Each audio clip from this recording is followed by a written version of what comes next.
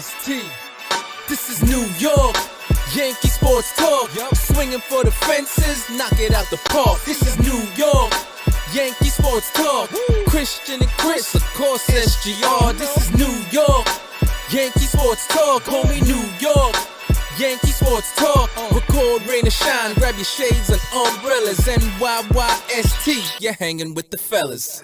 Welcome back. This is episode 320 of the NyynewsTV podcast. We are live on NyynewsTV. I'm your host, Christian. As always, joined by my co-host, Chris. You. And now he's got the Tyler Wade, no SGR tonight. Wow. Sad night. It's that night. You had the Tyler Wade running through your house last week. Dude, I'm not kidding. Better? Everyone's been sick since October. It's just every few weeks, the kids bring it home from school. The kids weren't in school for 2 years. You're an anti-vaxxer, okay? So yeah, this is I'm what an anti-vax, okay? And my kids didn't go to school for 2 years because of our wonderful governor, and killed their fucking immune system. So now, okay, Governor Murphy. Okay. I'll never forget him. He's something else, that guy.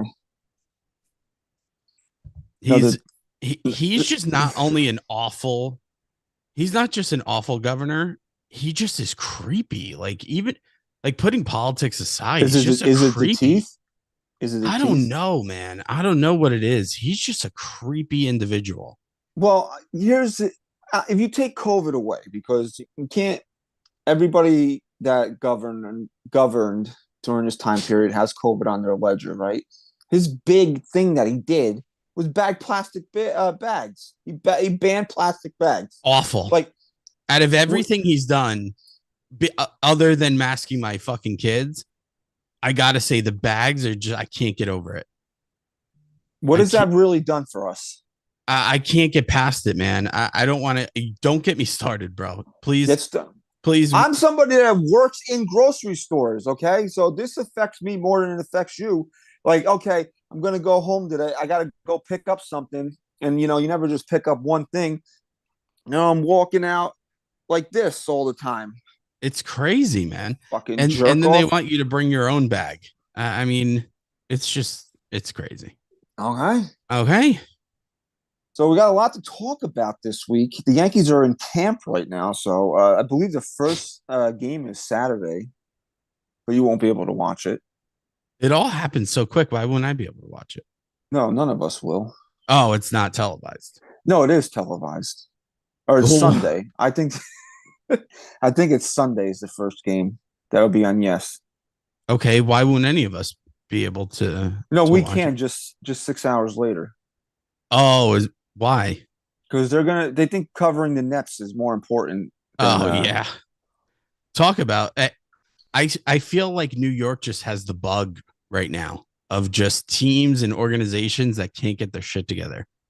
You have a couple that are on the right path, right? I think the Mets are on the right path. I think the Giants are definitely on the right path. I think the Rangers, the New York Rangers, the Rangers, they had a little bit of a rebuild or whatever you want to call it, but I still feel like they're competitive, but we got to bring something back. The Knicks are okay. Come on. They're not bad. They're like the fourth to fifth. They just can't get over the hump though. Okay, come on. Here's what the problem is. There's something fundamentally wrong with every team in this city. There's something even when it looks like things are going right, things go wrong. Yeah. You mentioned the Giants. I just need to speak this out loud once because I don't know anybody else that are Giant fans. Like, you thought this thing with Daniel Jones was going to be easy. Now it's the most colossally fucked up thing in the whole world now. Oh, they're having issues with his contract? Well, because he switched agents. Now apparently he wants $45 million a year. It's just nothing is ever easy. This is what it is. And like, I just went through all this trauma. And I'm not putting Daniel Jones on Aaron Judge's level, obviously, but we just went through all this trauma in free agency with Aaron Judge. I thought that re-signing Daniel Jones was going to be an easy thing, and now we have to deal with this shit again. It's just nothing is ever fucking easy around here anymore. Yeah, maybe that's every big market team. I don't know. I just remember the days of winning championships and like, we traded David Wells today. Who do we get? Roger Clemens. Here's two more World Series. Like those, where are those days? Yeah, now our big maneuver is to stick our all-world right fielder in left field. Apparently. Listen, before we go down that path, we already have a super chat from Big Sexy Yankee. He said, if one of the greatest hitters, Miguel Cabrera, hasn't hit well since he was 34 and he's 39 now, what makes Boone believe a 38-year-old Donaldson will? The answer is he doesn't. I mean, he doesn't. And we'll definitely get to all that. We have some Boone audio from this week. So I think before we get into Aaron Judge, let's go back to last week. Let's work our way forward here. Okay. So Pete had it first. Okay. He did. Frankie Montas have a shoulder surgery. Easy for me to say. Shoulder surgery. Now, before we go any further, let me ask you a quick question. Okay. How many months has it been since he's been injured? Initially?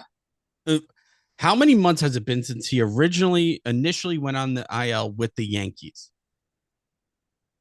He was on the IL August, September, somewhere in there. And right? was it his shoulder he was on the IL for? I just want to get all the facts straight.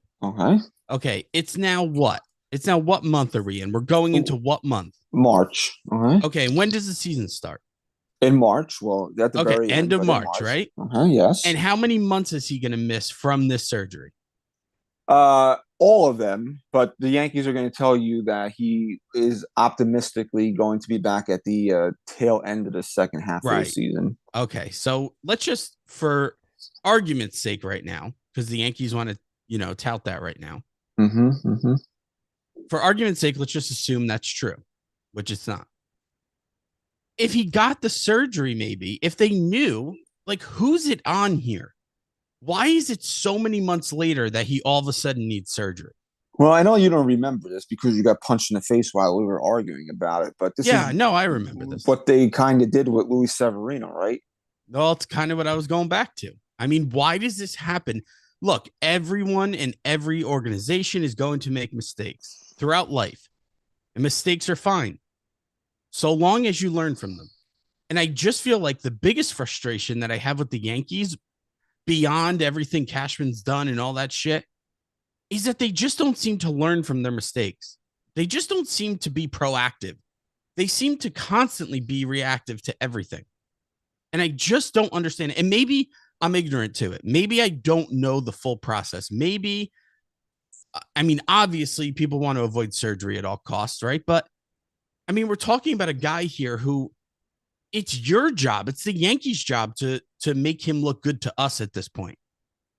And if you see something in there and he's been hurt and he's not 100%, why not be a little more proactive here and attentive to what he might need to be ready to go, to prove to us that he's a decent player? There's a whole timeline of events here that I don't think is being spoken about enough. I've seen people bring it up, but it's not really at the forefront of this.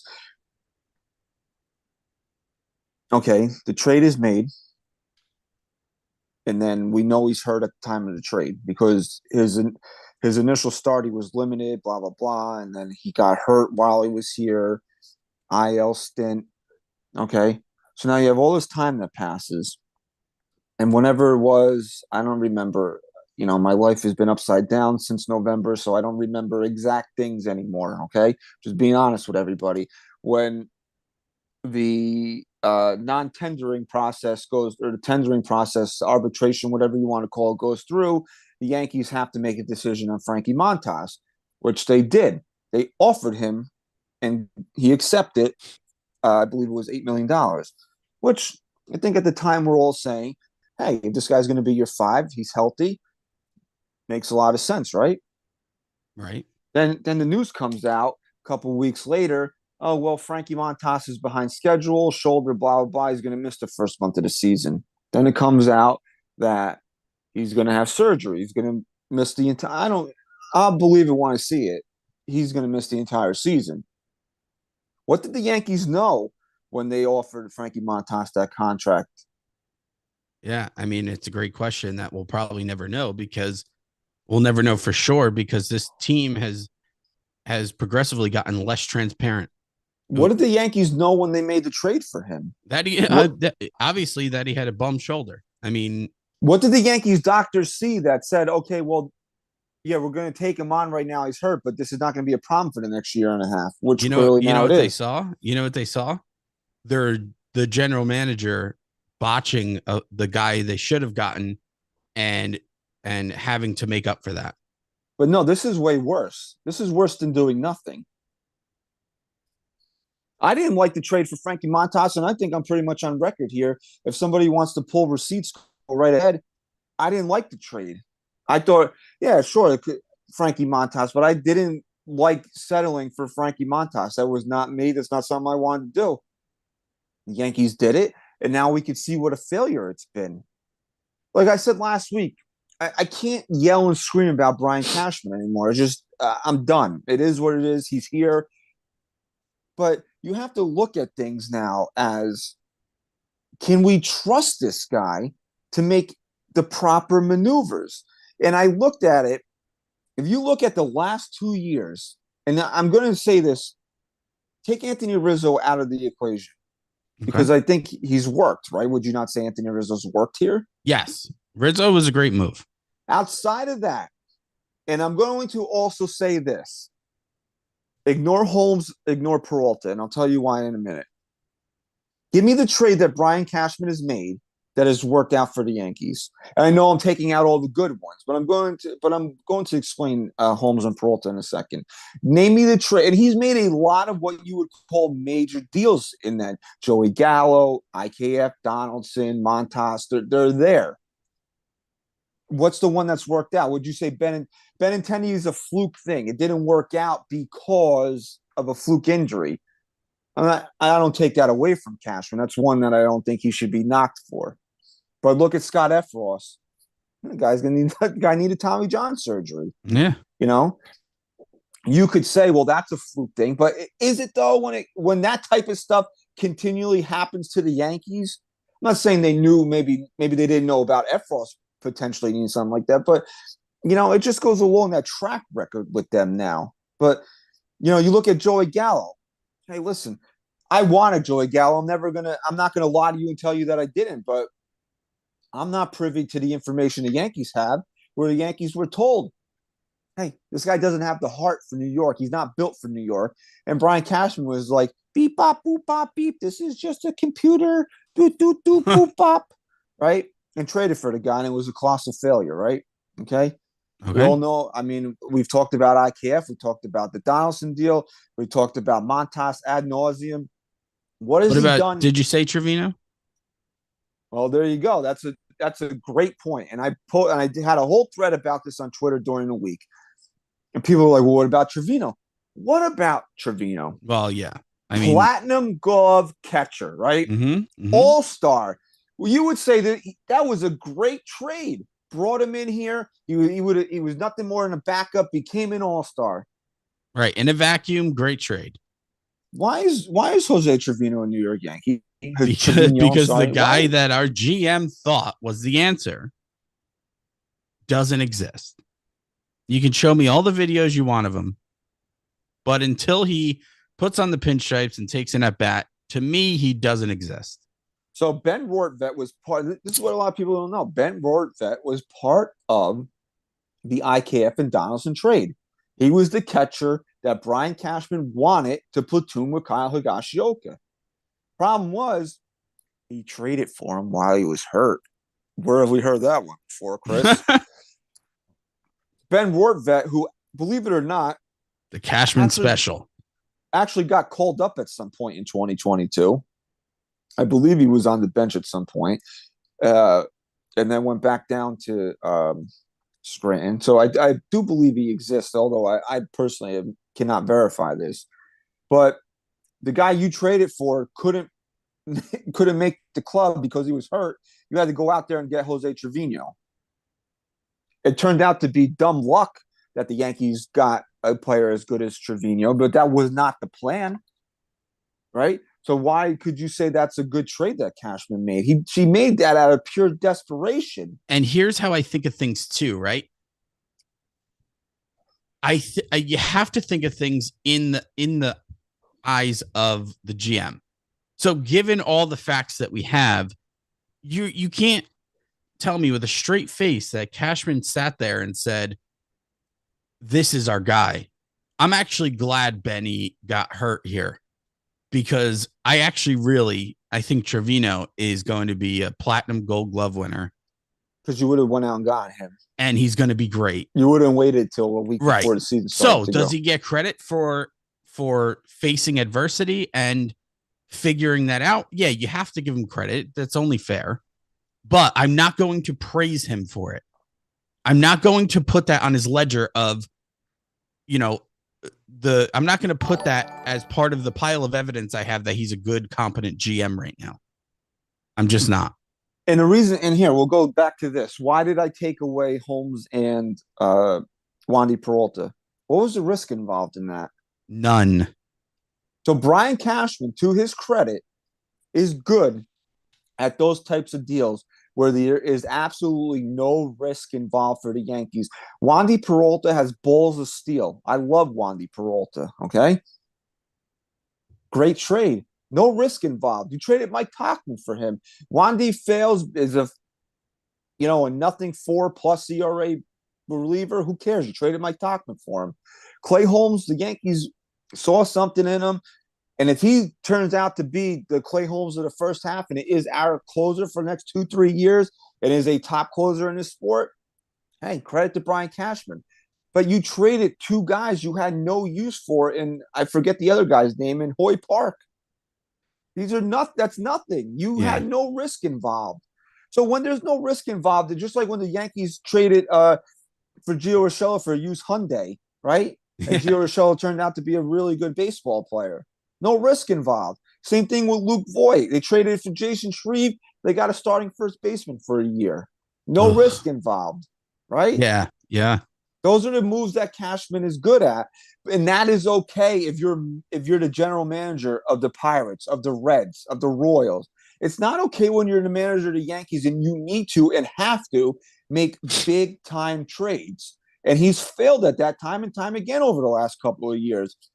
Outside of Anthony Rizzo, and again, and now I've seen. What was the risk for him, by the way? Well, nothing really, because the two guys that the Cubs got, one of them's not even in the organization anymore, and Alcantara, who is an outfielder, and I saw an article written by another outlet today saying that now they have to call the Rizzo trade into question because they saw Alcantara hit a 460-foot home run in batting practice, and we could really use him right now. Okay. So there you go. But still, Rizzo is not maybe there's not a risk on the Yankee side, but Rizzo is a legitimate all-star level-ish.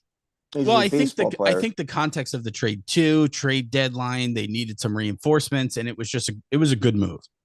It was an all-around good trade. So I give him credit for that one. But look at what else he's done, Chris. It's not like the Yankees haven't done nothing, because they have. They've done a lot of things. Nothing is working. Yeah. And Big Sexy Yankee, another super chat. Thank you. He said, only Jam in all 5 sports with a lifetime contract. That is true. But this goes back, and there's 5 sports? Yeah. Maybe he's including soccer. Okay. Okay. To each their own. Okay. So if I can find the episode, I wish I could. But it wasn't that long ago. It was right after the season, it had to be right after this past season. I laid out the Yankees blueprint.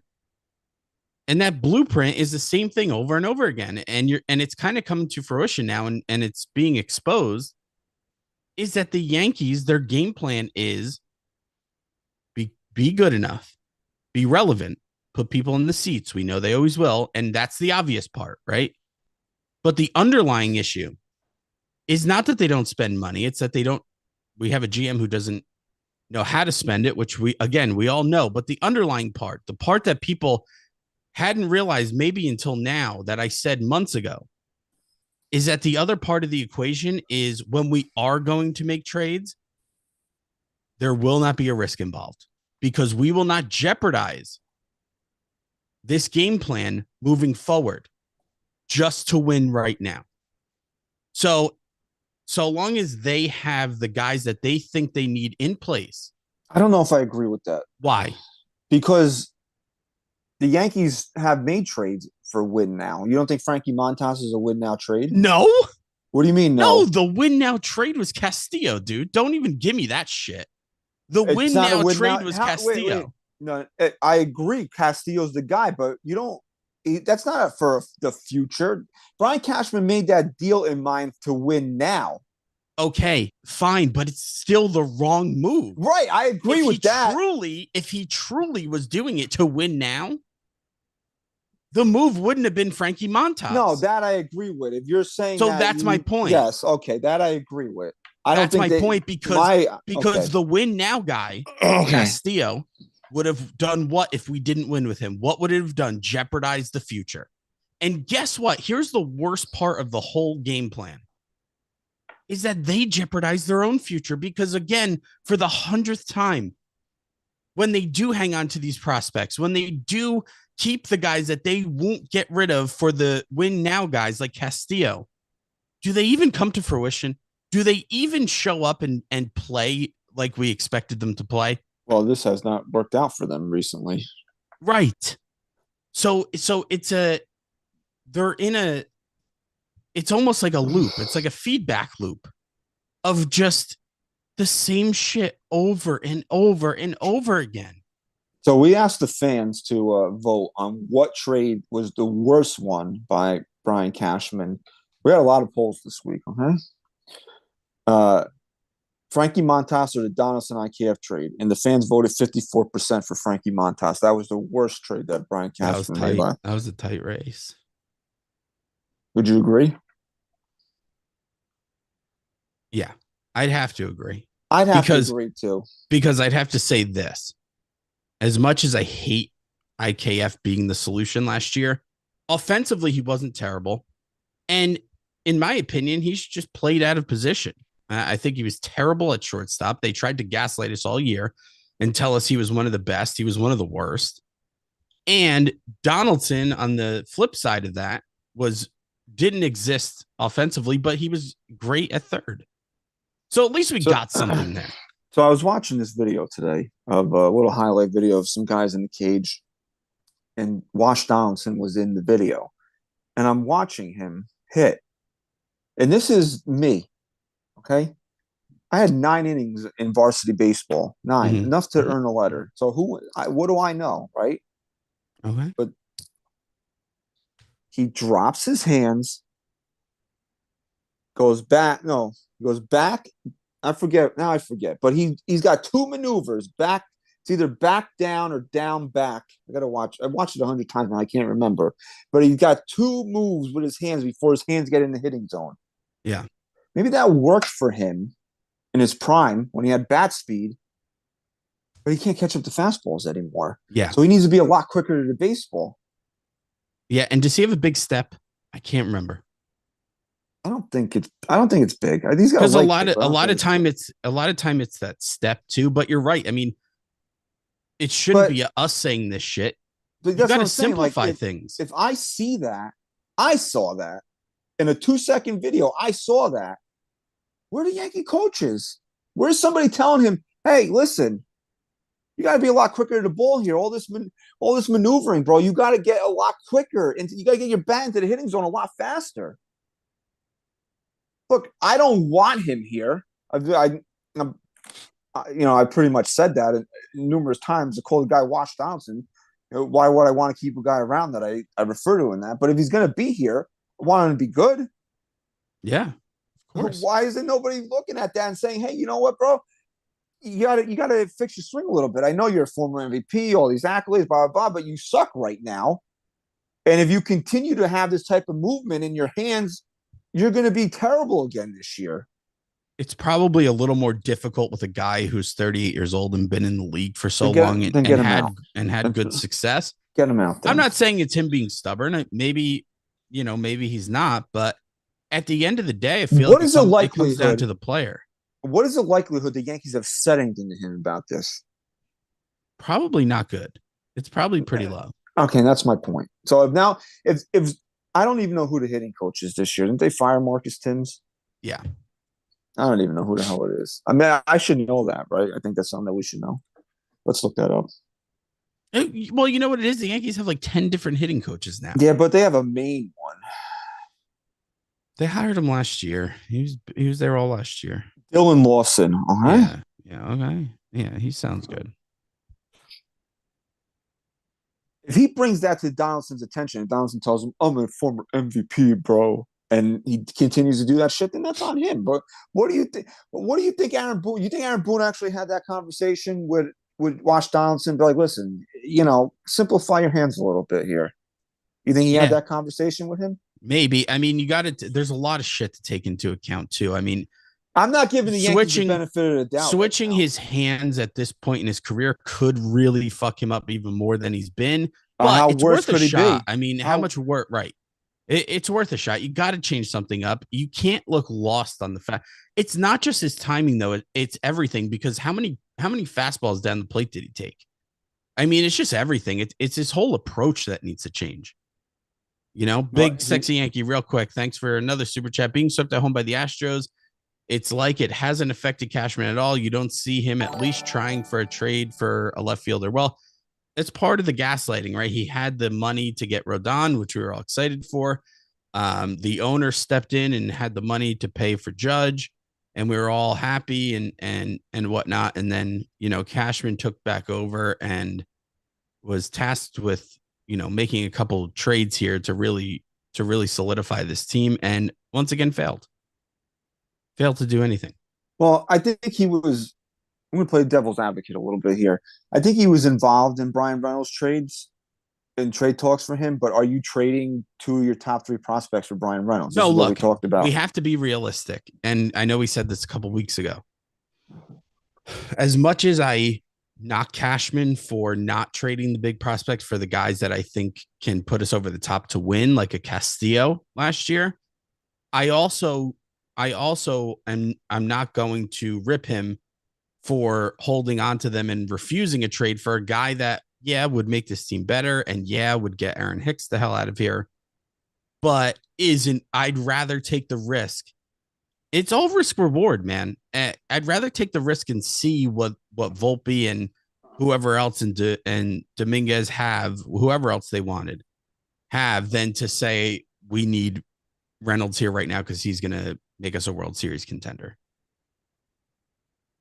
But that's the perfect segue into what we're going to talk about next. Is this the ultimate smart or Yankees? Aaron Judge in left field. I think it really is, dude. I think it really is. Now, right before we came on, Arby in the NYY News TV chat here, he sent this, and this is a quote from Aaron Judge.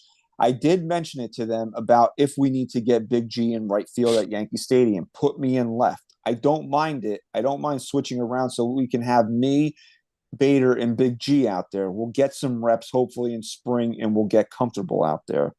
I don't believe for 1 second this was Aaron Judge's idea. I think he's towing the company line right now. I honestly think this is another just. Is it the worst idea they have ever had? No, I don't think it's the worst idea they ever had, but I also think it's a pretty stupid idea. Well, here's my issue. The first thing I'm going to say is your point on that Judge didn't bring it up. No, he was called into a meeting. He said this, and they told him why they wanted it, and he agreed. Okay, Here's your 40. This is what your $40 million buys you, Aaron. You have to. Right. You have to do the cuckery too. Because is Aaron Judge going to refuse to play any position? If they want him to fucking catch, he would catch. You want to know why? Because he's a ball player. You know what? Don't fucking put that out in the universe. Yeah, because we know that that's happened before. But here's my bigger issue. And I know I'm predicting the worst here. But my bigger issue is that they're going to do this, and I guarantee you they still don't play Giancarlo Stanton enough to make this even worth it. I guarantee you that for the most part, Judge is in right, Big G's DHing, and every now and then they'll throw him out there in right field and then make Judge push over to left. And that's where I have a problem. If you're going to make him the left fielder, which is, in my opinion, stupid just on its face, but if you're going to do it, commit to it. Commit to it. He's your left fielder. Commit to it. Let him take reps out there. That's his primary position. But they're not going to commit to Stanton 120. Exactly my point. That's exactly. So we're sacrificing a guy who is arguably one of the best defensive outfielders, center or right, really, and has one of the best arms out there. We're sacrificing his position so that we can put a guy out there that is barely going to play still because the Yankees are going to baby him just to get DJ LeMahieu more at bats because they won't sit Donaldson and just put him at third. That's exactly what's happening, and it's disgusting. Well, you brought up DJ LeMahieu. This is an Aaron Hicks problem more than it is a DJ LeMahieu Oh, I problem. disagree 100%. Real quick, because this is a big super chat, the largest we've gotten, I think, from Ra. My man. Ra. What's up, He said, bro? my brothers, the Yankees' philosophy with shortstop this year is killing me. The Yankees have commitment issues. They need to commit to Peraza. They are playing musical chairs with shortstop. Peraza is the best shortstop here. Listen, Ra, thanks, man. But they're playing musical chairs with everyone. And just to go back to what we were saying here, I think it's way more of a DJ issue than a Hicks issue. Couldn't they just release Hicks? I mean, they could, but they're not. They could, right? Couldn't they just put Cabrera in left field? I don't want them I don't to. think this is a Hicks issue. I think this is a DJ issue because they don't know where to play him. And they need to open up the DH spot. They're going to, for 80%, 60, 70% of the season, they're going to put him in and give guys days off. and they'll put him anywhere except short. They're going to do that. But on the days when they want G out there, he's going to DH so they could play their shitty infield. Okay, but for the second year in a row now, we're entertaining, at least entertaining. Last year they did it until Bader was healthy. And that's another one. Oh, we love Bader. That was another one we forgot. We love Bader so much, right? And I do. I love Bader, but was he not in a walking boot when we traded for him? Yes. Did we not weaken our starting rotation for a guy that we didn't even really know if we were going to see him in the 2022 regular season? I mean, come on now. These are all anyway. I just get tired of talking about this, and people think it's okay that Brian Cashman is still the general manager of this team because they win every year. What do they win? Yeah, honestly, if the idea is to be good, then never fire Brian Cashman. If the idea is to win 90-plus games and guarantee yourself a spot in the postseason, he's the best. Then never fire him. He's the best at it. Because with what house we've seen him colossally fuck up the payroll. He did it last year, and they still won a division. If the goal is to win a World Series, then you have to get rid of him. I think that's the simplest and easiest way you could say it. I agree. Big Sexy Yankee, thanks for another super chat. Sopranos trivia for Christian. Wow. Oh boy. Season 2, when Richie, what is it, April? Punches Janice in the mouth when she goes to get the gun. What does Richie serve himself from the frying pan on the plate? A steak, B chicken, C salmon. I don't honestly. I'll be honest. I don't remember. I just remember him eating macaroni before he got. I do remember him going. I do remember him going in a frying pan, but I never paid that much attention to it. I'm gonna go chicken. So let's just do something fun real quick. Let's go around the horn. Okay. Let's start in left field. Let's assume Judge is the left fielder. The answer is chicken, by the way. Oh wait, no, that wasn't it. I don't have confirmation on that. Okay, let's just assume it's Judge and left. Okay. Is he a primary left fielder? No, he's not a left fielder. Okay. Let's go to center. Bader, primary center fielder. Yes, elite. I think the Bader trade's going to end up being great. Let's go to right field. Who's our right fielder? Stan, is he at this point in his career? Would you consider him an everyday right fielder? Nope. When's the last time he's played right field for a consistent amount of time? Probably when he was in with the Marlins, I guess. Yeah, probably. It was a steak, by the way. Thanks, Big Sexy Yankee. Okay, now let's go to third. Good third baseman, right? Defensively. Would you say he contributes to the team offensively in any way? Are you talking about Wash Donaldson? Yes. No. Okay. Let's go to shortstop. IKF. Is he a primary shortstop? He's not the shortstop. Okay. But if and when he is. No. Okay. Not a primary shortstop. Peraza. Do we know anything about him? Other than the glimpse of what we saw last year? Yeah, he's an actual shortstop. Okay, but is he the future shortstop, you think? Yeah. You do?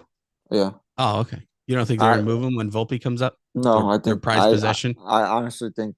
Oh, you think he's a future shortstop? The more I think about it, I think they're going to move Volpe. Oh, okay. Which I want to talk about in a second. Okay. The second baseman, was he a primary shortstop? A second baseman, was that where they in Torres? Was that his position? No.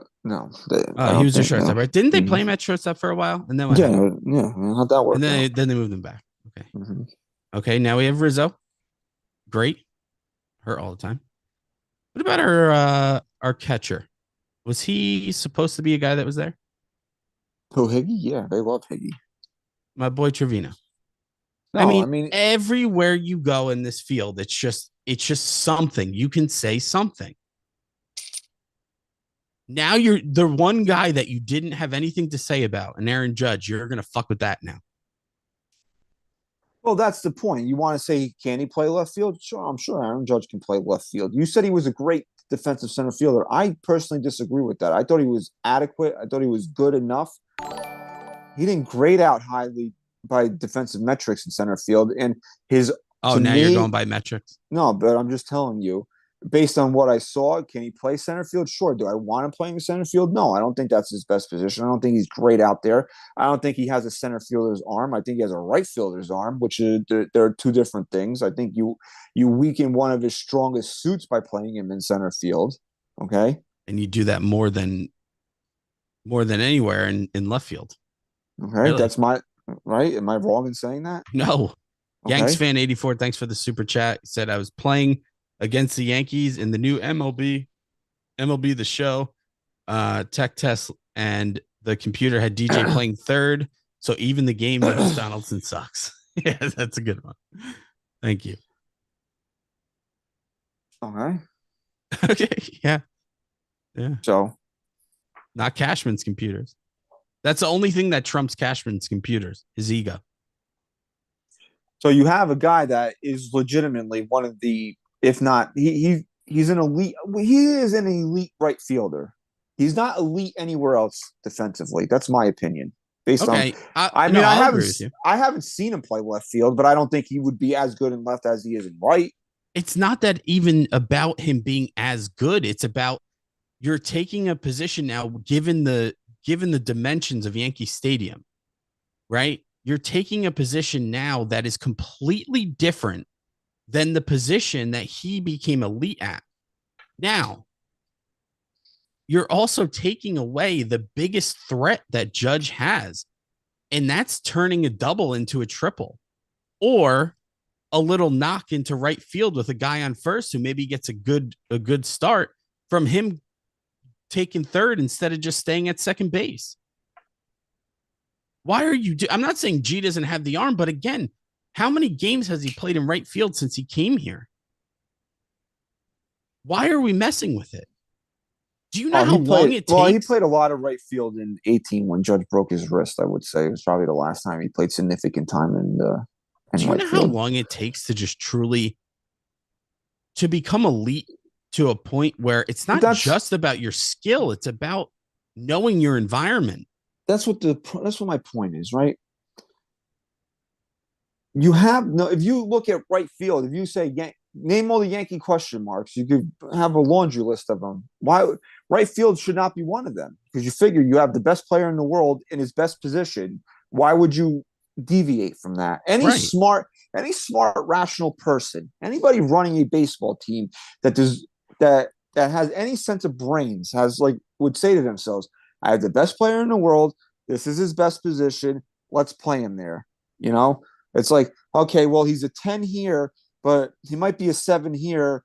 And we need to do no. Just stop thinking. Just for one time, just stop thinking about shit and just figure this is his best position. Let's play him here. Let's fix the other problems instead of playing musical chairs with everybody. Yeah. That's the most frustrating thing, right? It's that Cashman seems to constantly do this lately, and by lately I mean the last handful of years, is instead of addressing a question mark and solidifying that, he replaces it with another question mark. And he's done it time and time again. This is the problem with Aaron Hicks, right? Aaron Hicks has become such a problem on this team that now the second year in a row we're going to play Aaron Judge out of position because he cannot function as a competent Major League Baseball player. But and this is another problem here, right? I didn't want to get riled up today, but now I'm going to get fucking riled up. You see this happening, that you have this guy on your team that can't play the position you hired him to. That was initially center field, right? You had to go out there and trade for a center fielder. Now he's a left fielder. Can't do that either. So now for the second year in a row, you have to move your best player around out of position because of this guy, and you still keep this guy on the team. Mm-hmm. And here's what you could say. Well, I bet you he has an 850 OPS, and he gets on, and he's fast and all this other shit. He steals 20. No, he's terrible. He had a 600 OPS last year. Why do I have to yell about this all the time? Why is nothing being done about this? Oh, he makes fuck the $30 million. And it is easy for me to say. Somebody's going to say it is easy for me to say fuck the $30 million because the Yankees can easily just fucking shit out another $30 million by printing some Aaron Judge t-shirts. Yep. I bet you when we go there on April 1st, there'll be a whole new line of Aaron Judge t-shirts. Then they'll sell a fucking million of them. There's your money to get rid of Aaron Hicks right there. Yep. Christ, I'll buy 2 of them. I'll buy an Aaron Hicks jersey if it means getting rid of it. I'll buy Aaron Hicks merch. I'll contribute that way if it means getting rid of Aaron Hicks. I will take money out of my own pocket to get rid of this guy. But the Yankees they just don't see these things. You can't tell me that you're running this team and don't think that Aaron Hicks is a problem right now. Because he is. He's not the problem. Guy. He's not the problem. He's a main problem. I would actually say that having him on the roster is one of the main problems the Yankees have right now. Because they're doing all this convoluted bullshit because he's here. And if you could say, oh, they get rid of him, well, who's going to play left field? It doesn't matter. Just the fact that you have to think about this shit because of him should eliminate him from being here. I couldn't agree more. But look, now they double down. They can't even admit to their issues. I mean, they come out there and then look, I'm not saying that Cashman has to go out and do interviews and throw him under the bus, but they double down. They come out and say he's their guy. He thinks he has what it takes. They're confident he could be the guy that they acquired. So what do you think the fan? And then he goes out the next week and rips the fans for being irrational. You could say whatever you want about. We've been through it 100 times about all the other stuff that Aaron Hicks has done, the quitting on the team, the taking the shots at Aaron Boone, all this other stuff that he's done. If you just look at what he's done inside by not being a good. I'm asking him to be great by not being a good baseball player. That should be enough to say, that's it. I'm done. We're trying to win a championship here. But no, they're going to carry this along because they just won't. I always say this, Yankees go to a line, but they don't ever cross it. This will be them crossing the line, saying, hey, you know what? Enough is enough. I don't care how many years you have left. I don't care how much money you have left. We're trying to win here. You're not contributing to that. Goodbye. Well, same thing with the trades. The point I was making with the trades. They approach the line. You think they might cross it, and they never do. It's the same thing. And we're the foolish ones. I said this a while ago. I said this a while ago when we were dissecting these things. Who's the one guy that Brian Cashman would sell his daughter into indentured servitude for? Garrett Cole. Yeah, his white whale. He would not go above and beyond to trade for Garrett Cole. Why do we think he's going to do it for anybody else on the planet? And I know this is 5 years ago, but Garrett Cole was the guy he was chasing since Garrett Cole was 18 years old. And he wouldn't give up Miguel Andujar and Clint Frazier for him.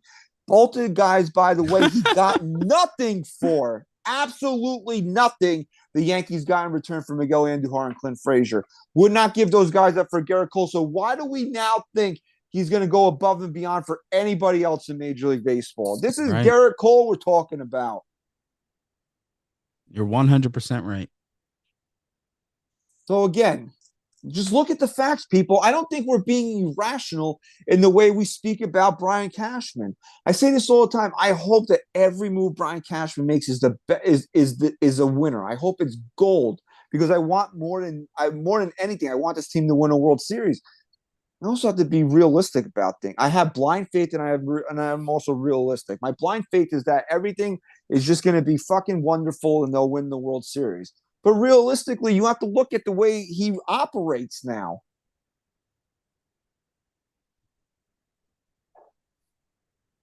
You feel better? No, I don't know. I'm just, it's going to annoy me the first time that they put Aaron Judge in left field. It just is because it doesn't need to happen.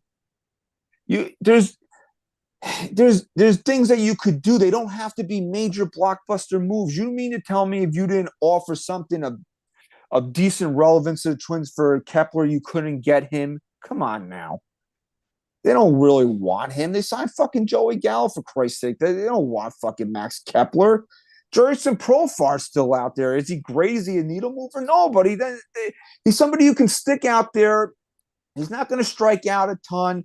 He's going to put the bat on the ball, play decent defense, and that keeps Aaron Judge in his primary position. I'm willing to do things just to – now we have to sacrifice things like saying this to ourselves, oh, we got to do this just to make sure they don't fuck with Aaron Judge, because that would be the one thing you would think the Yankees wouldn't do. Yeah, but here's my point is that I don't know that that wouldn't cause more issues for them.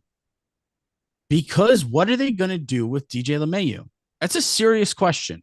Well, we have to it just came out the other day. We have to address one thing at a time, Chris. Yeah, the simplest thing for them to do is to not mess with Aaron Judge. Would you say that would be correct? Yes. Have they even mastered that part? No. But in my point here is that maybe they weren't so aggressive, because if they weren't going to get a guy that was going to be a big impact guy out there, maybe they had other plans internally. Maybe it was what I said a couple weeks ago, maybe putting Stanton out there so that DJ could DH, but no, that can't even work. I mean, let me ask you a question. I understand their concern, but can we all agree that Stanton was actually has been pretty good every time they put him out there? Yeah, I don't think he's a liability. So why are we treating him like one? So much so that we have to move our elite MVP winning right fielder to left. Well, the answer is they don't think he's going to hold up physically. And if you're going to come at me, I don't know. That's how they think. Okay, that's right. Their answer. Right. But why are they going above and beyond with that? Why not just leave him at DH? Why play Stanton out there? Because they know they have a problem. What's the problem? Aaron Hicks is the problem. Then you don't have to play Aaron Hicks. You could play Cabrera out there. He did great too. Not in left field. Yes, he did. He was not a good left fielder. He was fine out there. I said this. I would feel more comfortable with him in right field than I would in left field. You could play anyone out there. You could call someone up. Call Gardy. Bring Gardy back. There were so many easy non-risk moves there. Why isn't it happening? You tell me. Because Brian Hicks Cashman is not their problem. Brian Cashman is your Hicks, GM. They could wake up tomorrow and Hicks is not a problem. They just let him go. DJ LeMahieu is the problem here. Because why? Because of the problem they acquired last year in Wash Donaldson. And they won't sit him. Who should play third? A healthy 100% DJ or Josh Donaldson? Well, I mean, that's pretty obvious. Is it? To me, it is. It's not to you. No, it is to me. You know who? But guess what? Being obvious to me and you doesn't matter. You know who it matters to? The one entity that it does matter to, that can make a change. They don't see it somehow. The ones that actually matter don't see it. And they're not going to sit them. I think, to paraphrase Boone, what he said, I think he said, you would be crazy to think that a bounce back isn't in there for Wash Donaldson. Yeah. There you go. Aaron, I mean, nobody has a better viewpoint of the games than you do. So, I mean, unless the bubbles that you blow are so big that they obstruct your view, I mean, can you recall somebody looking as lost as he did in the postseason in the last 20 years for the Yankees? No. But, the Yankees are going to lean back on that. Oh, he's elite defensively. Great. That's not why you acquired him. Right. You acquired You know who else was pretty good over there at third base? Gio Urshela. You took on Wash Donaldson's contract because you thought you were getting a middle of the order hitter. Right or wrong? Right. Because if you wanted an elite third baseman, you did trade for one, you dumbass, and you stuck him at shortstop. Crazy. Real quick, Big Sexy Yankee, another super chat. Thank you. He said, we passed on Arenado because we wouldn't give Andujar. I don't remember that, if I'm being honest. I think the Yankees had discussions about what's his face, Arenado. If you tell me any trade they passed on because of Andujar or Frazier, I believe you. I think the probability is there. The likelihood is there at this point. Yeah, I mean it's there. It's there. Huh? Okay. One other thing though, a couple of things to get to here before we wrap up here. I want to read this because I think you know that I love and he hasn't even pitched for the Yankees yet, but I love Carlos Rodon. Okay. Okay. This is from Saturday. Saturday, I want to say. Did this happen Saturday? It was written on Sunday, so maybe it happened on Saturday. But this is it was actually on Friday. I'm sorry. Okay, throwing live batting practice to his new teammates on Friday. Rodon's fuse was ever so slightly lit as he and Jose Trevino went one-on-one. The left-hander barked, "Are you going to swing?" While Trevino was watching all 6 pitches in a simulated at bat. The bat never moved as Rodon unleashed a blur of power fastballs and a sharp slider that made him the winner's top free agent pitcher. He's barking at his fucking catcher, of all people, in a simulated game. How do you not love this guy? Is it real barks? Was it real barks or was it just like a baseball player being a baseball player? The way this reads is he was like, "He's not gonna fucking swing," like he was getting mad at him, like he wanted him to. He's a competitor, man. He really is. I think, and I don't want to take anything away from Cole because we've seen Cole drop his balls out there. We've seen Cole get into it and light that fuse. But I think we're gonna what we've missed from Cole. What maybe he underwhelmed us with that. We thought we were going to get a little more of that out of Cole. We're going to get the full effect with Rodon. I think we're going to fall in love with this guy pretty quickly. No, I believe so as well. And if you're in the chat, let me hear. I hope that you're here because you said that you were going to be here at Adams Life 1028. Okay, I hope that you're in the chat. You said you were going to be here, Chris. If he says hello, let me know. Okay, because he was very upset at me for this follow-up tweet that I had. Okay. Fuck you. I just hate everything right now. Technology, bro. This is what happens when you get old. Gotta keep up. All right, here. Because Shawnee B tweeted to me. He goes, "I believe he will have an impact on Cole as well." And I said, "It's something I've been saying since he signed here. He's a threat to Cole being the ace, and that will only make Cole better." And my buddy here, Adam, I believe his name is. I would hope his name is Adam. He's going by Adam's Life. He got upset. He says, "I have a personal hate for Garrett Cole." Really? A personal? He says, which could not be further from the truth. We hashed it out. He's actually a big fan of the show, but he was upset that he feels I've been taking shots at Garrett Cole throughout the offseason. I don't think I've been taking shots at Garrett Cole throughout the offseason. I think I've been very fair about Garrett Cole. I think Garrett Cole failed to live up to what he's supposed to be in 2022 and in the regular season, and that's an ace. Yeah, and I think if anyone has credibility, it's you because you stuck your neck out there, man. You put everything out on Garrett Cole last year, and he let you down. I mean, nobody. Season, and we gotta say this. We gotta, like you just said, regular season. He made up for it in the postseason. We're not saying that he didn't. I thought Garrett Cole was everything Garrett Cole needed to be in the postseason. He was an ace in the postseason, but he was not, in my opinion, he was not an ace in the regular season. Nowhere near it. And listen, I'm not going to mention their names because I guarantee you already know who the fuck they are. But again, if you want to go listen to that sterile, everything is okay, everybody's awesome bullshit, they're the top dogs, okay? They want to sign. They fucking said they would sign for Garrett Cole's 2022 and 2023. They would sign for it. That's insanity. That's insanity. Okay. When, as a fan base, did we get so okay with mediocrity? Garrett Cole for an ace was mediocre last year. He just was. I'm sorry. It pains me to fucking say it because I love Garrett Cole. I really do. He's one of my favorite players on the fucking team. But he was not great last year.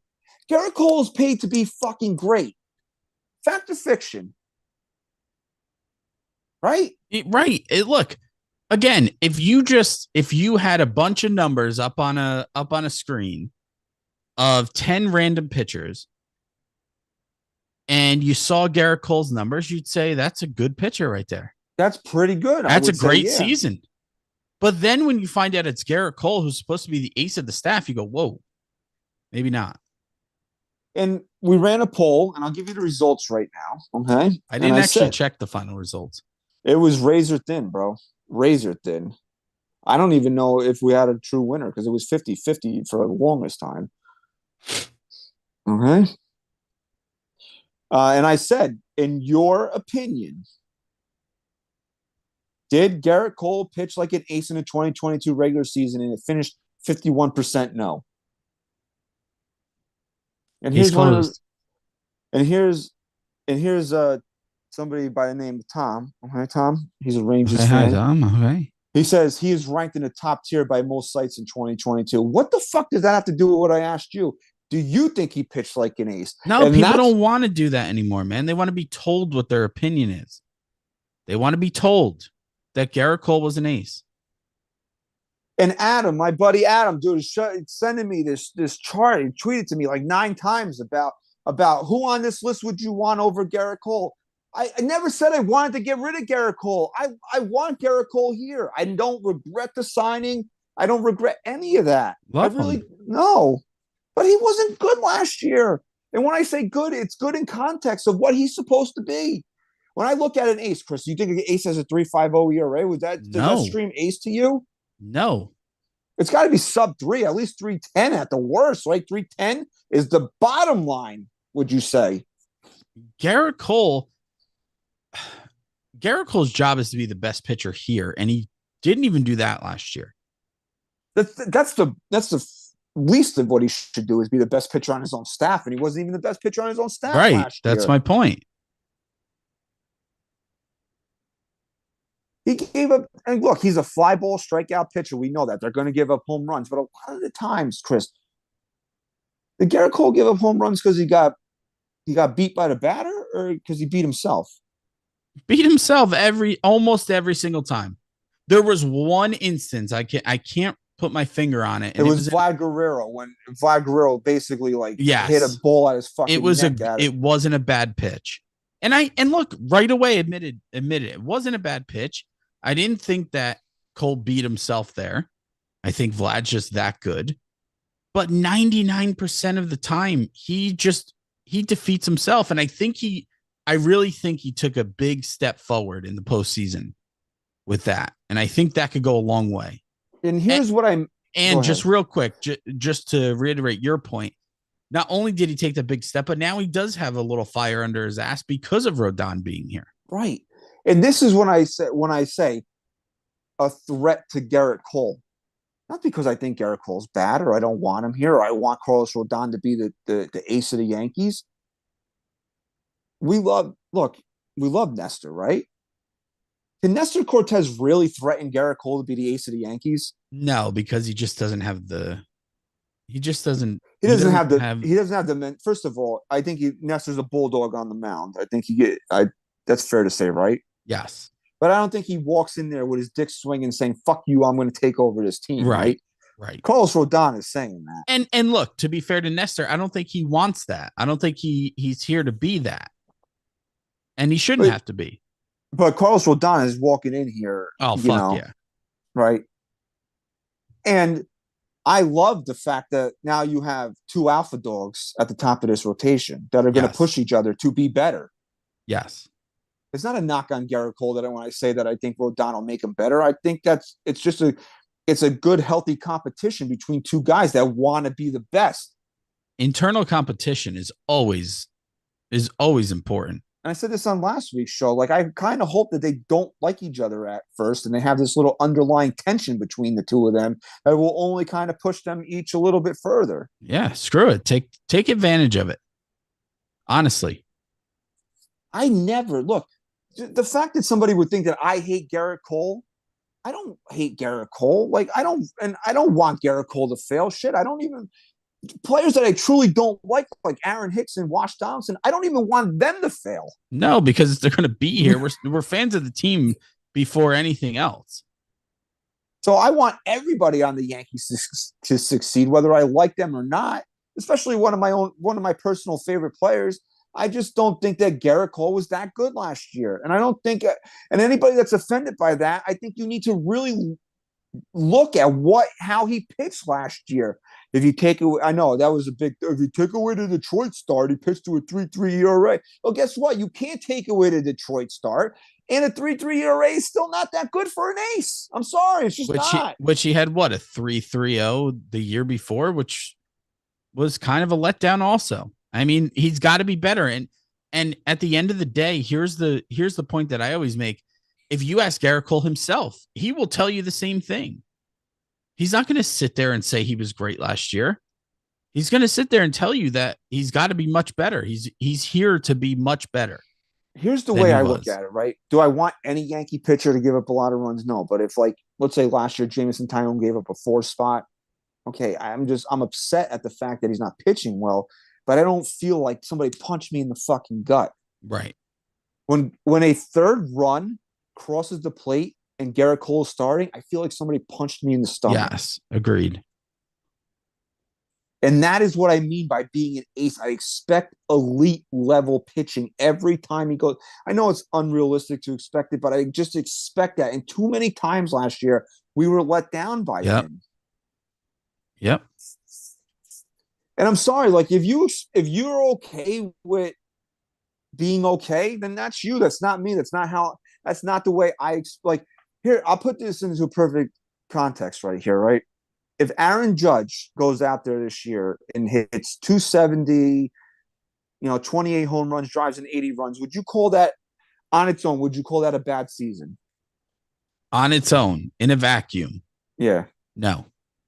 For the reigning MVP that just got $40 million a year, is that a bad season? Yeah, it's not what you expect. Right. So this is what we're talking about here.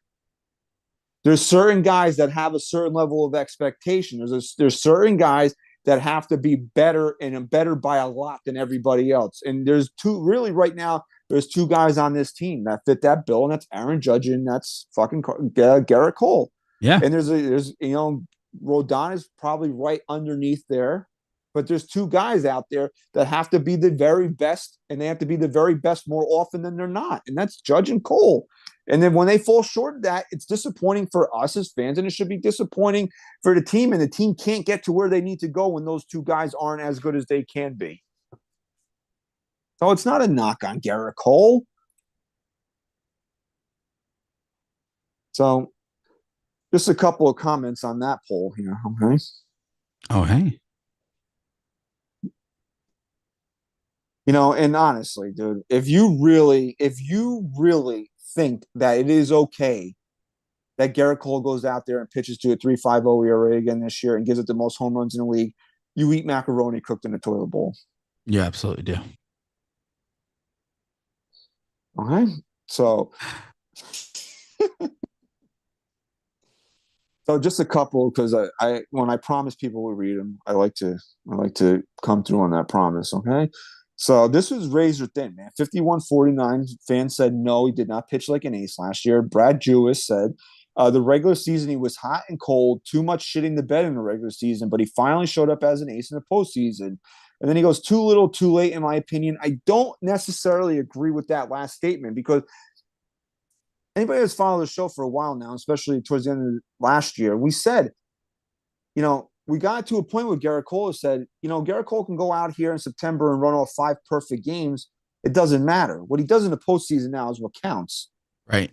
So if he gave us that postseason, I don't think it's too little too late. I think he kind of salvaged his year where you wouldn't say it was a complete bust of a year for him, because at the end of the day, in the most important games in October, he showed up. So I want to give him, you have to give him credit for that at least. Well, you have to think of it like this. His first goal is to lead this team into the postseason. And the Yankees got there despite his lackluster performance all year. And once that happens, it's kind of like us saying, like, we hate this guy. We hate Aaron Hicks. But if Aaron Hicks goes out there and has a friggin' amazing season, you say, okay, it is what it is, man. I'd rather that than us be right at that point. Absolutely. I'd rather Aaron Hicks make an all-star team this year than him be terrible. Same thing has to happen with Cole, right? You accept it for what it is. You didn't get what you expected. He didn't do his job. He didn't complete his first goal. But guess what? His team picked him up. And now he has a second chance, because his second goal and his more important goal is that once he's there, he has to be the guy who leads this team to a World Series. And he, in all the power that he had, he showed up. I mean, it's not his fault that his manager waved the white flag with him on the mound. Right, exactly.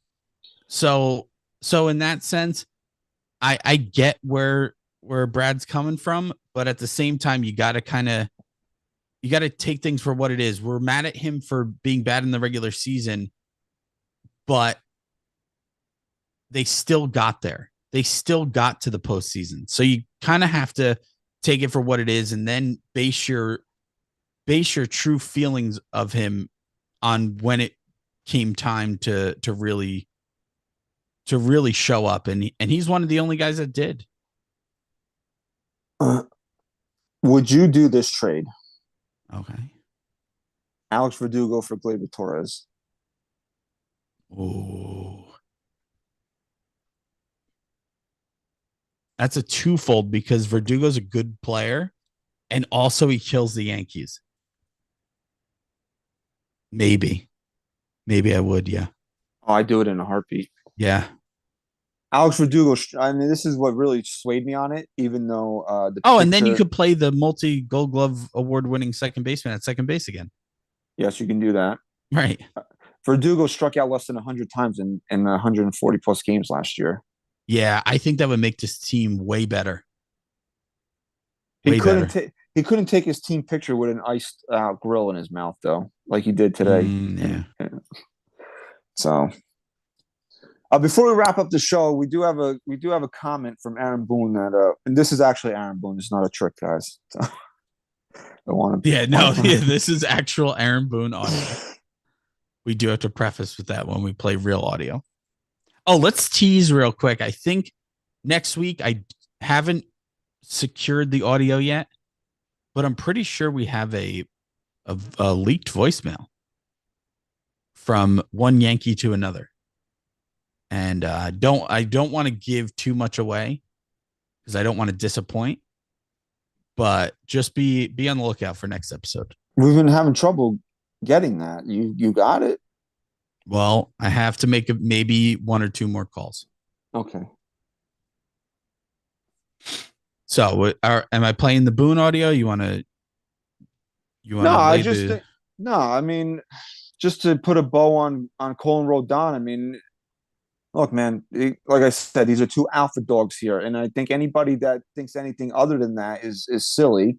This is a good thing for the Yankees, and I think they're going to push each other to be the best versions of themselves. And I'm really excited to see these 2 pitch 60-plus times in a Yankee uniform. Well, hopefully 70, 75-plus times. But, that would take the Yankees deep into October. But I'm really excited to see these 2 together anchoring this pitching staff. Oh, absolutely. But this is Aaron Boone.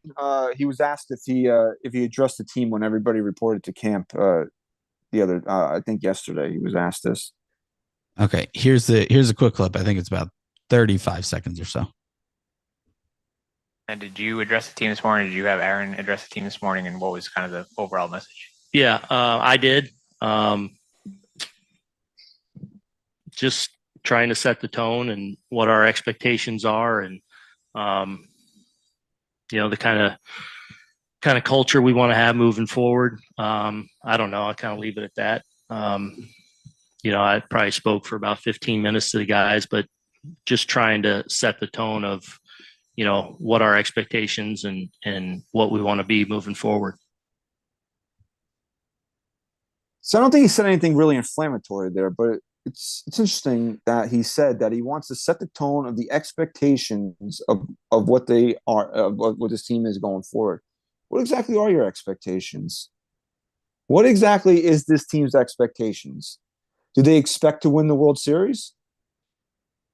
Well, I think for me, two things kind of stood out. The first one is he just seems lost. He doesn't, when you have the right guy there, just in the tone of his voice right now, when there hasn't even been a game played yet, that this is a brand new season. And it's just like, there's just so many closed doors that we don't get to see behind. Give us something a little more. Give us a little more than what you've been giving us over the last handful of years. And then it's just like, he's talking about culture and all of this. Dude, these guys are here and they're putting on the Yankee pinstripes. You don't have to talk about what the culture should be or what the expectations are. You should be talking about the game plan to get there, because the expectations and the culture should be assumed. The culture should have been set. What is the Yankee culture? That you can fail miserably and still have a job? Well, that's exactly my point, is that the guys in place that are supposed to be setting the tone, setting the culture, setting the expectations, they're the wrong people. And when it starts from the top down, it's going to be very difficult to overcome that. This is what genuinely scares me about this team, right? I can find things that I'm very excited about to watch this season. I'm excited to see how Aaron Judge follows up an MVP caliber, not an MVP caliber year. His second, let's be fair, that's his second MVP season that he's had. Okay. Yes. And a record-breaking one at that. How he follows that up this year. I'm excited to see that. I'm excited to see how Rodan and Garrett Cole challenge each other and how the two of them can possibly be the best two pitchers in the American League. I'm excited to see that. But Chris, there's just a fundamental flaw in this team, and this team is not led by a strong man. And that bothers me. I think Aaron Boone is weak. I think he's a great guy. Don't get me wrong. I think he's a hell of a guy. I think he's a genuinely good human being. But does that mean that he should be leading the New York Yankees? Well, No. To be fair, I don't think he came here that way. I really don't. I think you saw a lot more fire and a lot more strength out of Boone. There's a lot of good things about Aaron Boone, but the problem is that there's something that he said that I can never get over. And that Pete is big on this. And I'm not saying that it's an original thought, because it's something that Pete's always talked about. And I can't disagree with him. And it bothers me. Dude, you said you were bullied by an umpire. Yeah, I knew that's where you were going. You said you were bullied by an umpire. You are Aaron Boone, the manager of the New York Yankees. You can never, ever utter those words and show that type of weakness, because that just trickles down into your team. Yeah. There are so many other ways to describe your feelings about how the umpire acted that day than saying that you were bullied. I probably talked about this a lot last week, but it just goes back to Aaron Boone's mentality. He doesn't get it. Aaron Boone doesn't get what it means to be the Yankee manager. He's been here 18, 19, 20, 21, 22. This is his sixth season, right? Yeah, I had to count that out. Okay. Okay. This is his sixth season. Joe Girardi got this, quote, core the closest to the World Series. And then they brought Aaron Boone in, and they haven't gotten as close as Joe Girardi did. Nowhere near it. We said Booner for Boone. Yeah, dude, because we liked Boone. We did. We in the first couple of years we liked Boone. We're the ones. I remember when I used to sit over in that fucking corner and record and screaming my head off on a Saturday morning about how during the height of COVID, this motherfucker was in there getting COVID tested in the rain to go on a bus after he had a pacemaker put in. Let's go win a World Series for that guy. And then that was like the crescendo, and then it just all came crashing down after that. I got bullied by an umpire. I'm going to show the 04 Red Sox highlights, and I'm going to go back. I'm going to go back to the thing with the Giants because it's a lack of awareness with him. It's just a lack of awareness in what it means to be the Yankee manager.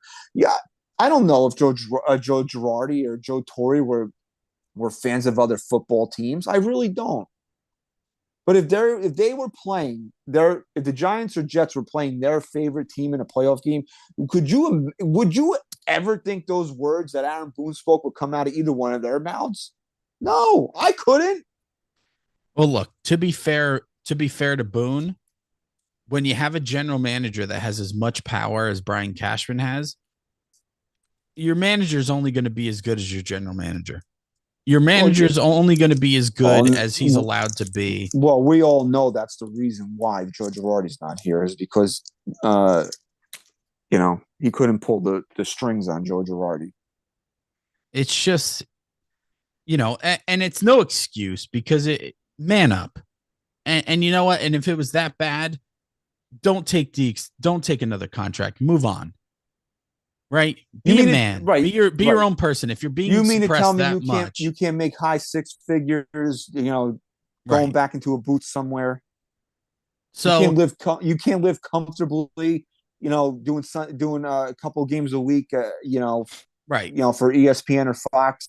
So it's not an excuse, but it does go back to the bigger picture of this is who we have.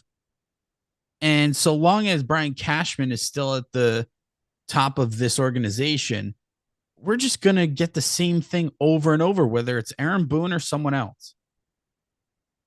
Yeah, but Aaron Boone has now said and done these things. So now it's time for somebody else. Part of it, it took a good few years for him to be broken down and then to truly, he doesn't just believe in the Yankee mentality anymore, the Cashman mentality. He lives it. He is it. Well, they said, I believe they said when he went into his interview, right, and they put all these scenarios in front of him, he batted 1,000. Like everything that they would have wanted. He had said in his interview, like that's how he would have done it. So he believes in what they're doing. And look, as long as Brian Cashman is here, I expect a cuck as a manager. But I don't need the complete cuckery combined with the lack of awareness. Right. Agreed. That's my problem with Aaron Boone right now. Agreed. Yeah, you could have got anybody off the street to come in here and be a cuck and be the manager of the Yankees, but not everybody would say, I got bullied by an umpire today. Right. My team's getting swept in the ALCS. Let me show these highlights of the organization's greatest failure. Let me piss off my entire fan base not my entire, but let me piss off a good portion of my fan base by acting a fool right now,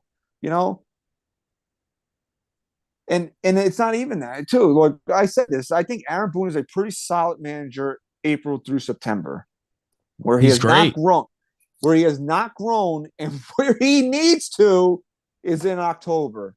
Just always questioning things. He's been in the postseason every year since he's been here. He should be a pro. He should not learn. And to me, he's not learned from any of his mistakes. Not one. So this is, again, I want to set the tone. What's the tone, Aaron? You're the fucking manager. What is it? Is Aaron Hicks going to be in the lineup on day one? Is Wash Donaldson going to be on the lineup in day one? Because if you want to set the tone of what the expectations are for this team, you can do that as the manager. Enough is enough. Hey, Brian, fire me. I don't give a fuck anymore. I'm the manager. These guys are not fucking playing. You won't get me new players. I'll play the ones that are here, but those two aren't going to be in the lineup. Right. You think Brian Cashman's going to fire him? Let him fire you then. Because if that's the working environment you have to work under, no one's going to Who the fuck wants to be there? Who's going to succeed here under those circumstances? Right. Who would want to? A cuck would. A cuck. So what are the expectations? Are the expectations to win the World Series? Or the expectations are just to be good enough to get into the postseason because your general manager thinks it's all a crapshoot? What are the expectations here? Because to me, it's beating the fucking Astros for once. One time in the postseason can we beat the Astros. That's my expectation. That's what I expect out of this team. One time to go toe-to-toe with the goddamn Astros and beat them in the friggin' postseason. That's what I expect out of you.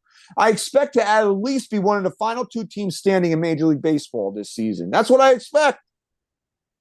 You can't sell me on anything other than, oh, we had a hell of a run. You don't have a hell of a run at it, bro, when you fail that miserably in the postseason. You don't.